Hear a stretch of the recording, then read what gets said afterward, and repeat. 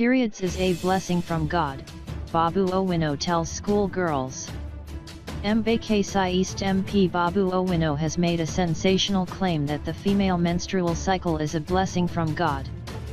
The first-time lawmaker was speaking on Thursday during the launch of the free sanitary pads program at Donholm Primary School. The program is in line with the Basic Education Amendment Act, which places the responsibility of providing free, sufficient, and quality sanitary towels on the government in order to reduce the number of girls missing school during their menstrual cycle. While addressing the young school girls at the event, Babu emphasized the importance of fighting the stigma associated with periods. To our children and our ladies, we know that periods is a blessing from God. Do not treat periods as a stigmatization process in your life, said Babu. He continued, this is a blessing from God that clears your system, therefore, you need not be ashamed of it. Whenever you start your periods, you need to discuss with your parents.